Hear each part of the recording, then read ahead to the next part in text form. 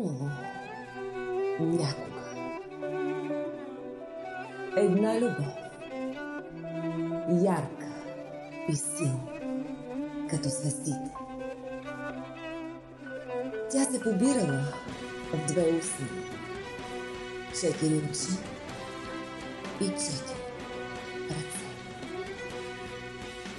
След и в едно те разнасяли необяснима светлина и енергия. Гласът ти будел живота, а смехът му изпивал душата.